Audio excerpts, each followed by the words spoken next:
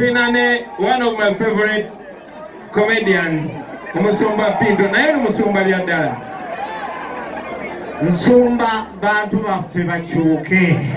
Kabagane 2026 vumbe ensonga Yoweri. Naye lindako akasaati kano ng'okaagala nnyo n'akakofiira. Akasaati kano ensonga ekanjagaza eriemu. Nti ne nakyemalira bwakatunulako. Naye ati amulwayi lumu nempita ku konvoyi ye olwakalaba naye ne yeesikamu. Ogu ni Pinto nemanya watidde.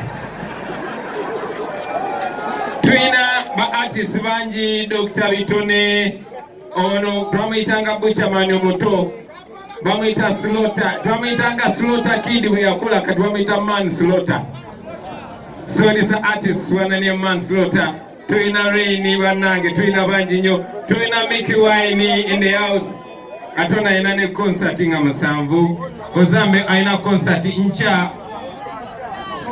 eya mudra ya ncha. So mbadde njagala nnyo bayita to appreciate you. To all of you artists. You don't know say me is an artist, but me is a liar too. See? It is very, very honorable, very encouraging to stand with you. Zendi artist mwana. Twali tetukifunangako. Katonda badde nga aleta ba lawyers, aleta ba engineers, aleta baani. Ku mulundi guno yaleta ghetto youth ate nga artist. So this is supposed to be our time. We are supposed to give the best example to people. Kuba Katonda alondayo omu. Bwalireeta omukazi n'abeera mukulembeze wa kabi aliba atubbyeko sho. Bwalireeta omusawo oba omubazi oba omusomesa n'afuuka wa kabi baliba batubbyeko sho. This is our time. Okubba sho oba okugisuula. Batugamba every generation, I want to add that every sector has its opportunity, has to realize its cause. Bagifiise oba bagiyiseemu. Kimpanya amaanyi okuyimirira nammwe baganda bange mu maaso g'abantu bonna mu mulundi guno nga babawa nnyo ssente okulimba obutayogera mazima. Nene muyimirira ku mazima ate mwebale kuyimirira n'abantu ababafuula abaakabi. It is the people that turn us into this. Abantu ng'akabako. Mwebale nnyo mwebale ddala. Keep strong. Tugenda kuwangula. One day tujja kuba freestyle eno nga tuli mu State House. Ekyo kirikodinge ojja kibajjukiza. Temugwamu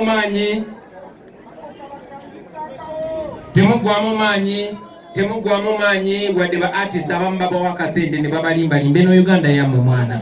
Muli baakabi nnyo ate mujja kukikola. Mwebale nnyo mwebale ddala ndowooza ne bwe mweddirayo baganda bange. People power! Our power! People power! You see them artists, they were bad, you know. Thank you very much, ladies and gentlemen. I thought it was very important to recognize those artists that have remained steadfast, that have remained patriotic. Ladies and gentlemen, I welcome you here today. We meet at a time when so much is going on in our country. We meet at a time when many of our brothers were artists. Katsawa ya kwogera bingere ate temuva omwana njaga msoke muluze kino ekiruga okitegeera. Ate mu binyonyole ne bamiziki banaffe abalala bamanye nti tuli mu byaddala. So friends, I was telling you that we're meeting in a very critical time. As we speak, many of our people in Chitezi are still buried under the rubbish, under the garbage. As I speak to you today, I'm bringing greetings from our Deputy President of Western Uganda, Mama Jolly Mugisha. She's not feeling well. She was very ill to the extent that she was taken to the intensive care unit. Thank God, the latest we're hearing is that she's improving. Continue praying for her. Comrades, I also bring greetings from the diaspora. They send you greetings. They are doing a lot of work. They are chasing the dictator and his enablers from the diaspora. When I went to Canada, I came back with Museveni's ambassador to Canada. She was chased away from there.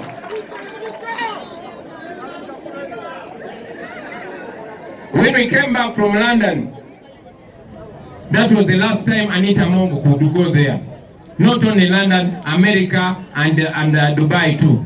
Very soon, she won't be able to go to the capital city as well.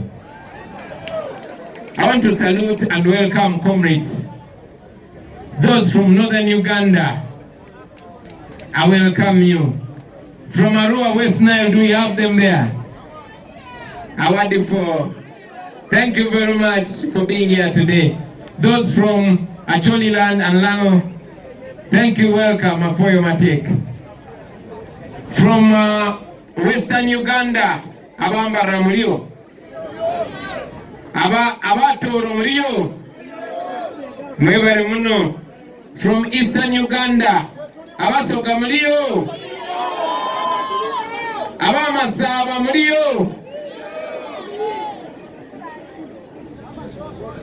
Abasoroti Mulio. Yeah, we welcome all of you friends.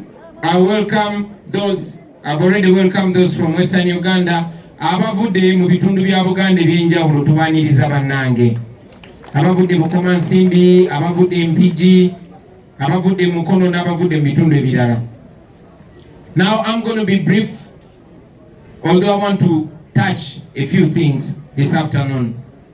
Friends, I want to also add my voice to welcome all of you and to emphasize that as NUP, we are freedom fighters. As the NUP, the National Unity Platform, we've emphasized it time and again that we are not just a political party. We have a political party. We are the People Power Movement. The National Unity Platform is our vehicle that we started towards the 2021 election as a formal elective platform to bring leadership together and prepare a team of leaders that is going to usher in a new Uganda. That was the reason for the birth of the National Unity Platform. We continue to grow and we give glory to God that even today, this is another step of growth. We salute the Almighty God. Friends, your decision to join us today is a pivotal one. It's a vote of confidence in our agenda. I've seen the Honorable Temolanda. I was with you in the 10th Parliament. I've seen Michael Janze Kojawo Gwe Kojawangi. My sister's son, Honorable Senyonga, very welcome. And many others. I was with you in the 9th Parliament. Abo bombi twali nabo mu Parliament eye 10.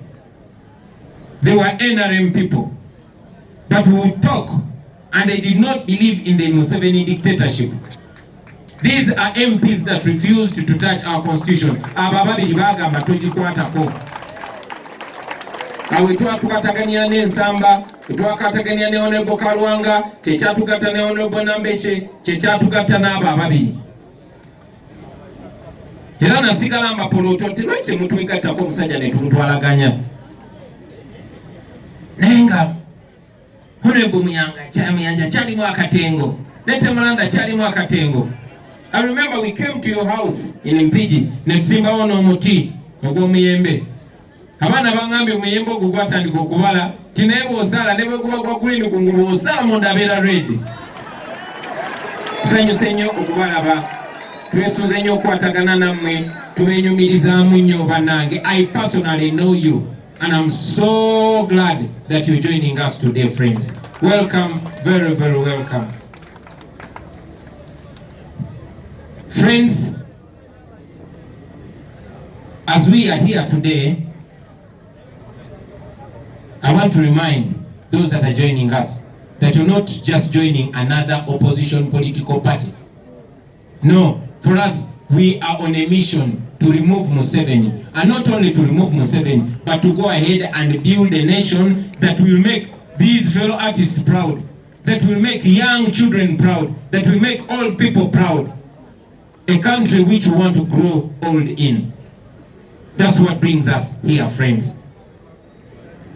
Those who rule over us don't care at all what is happening in our country.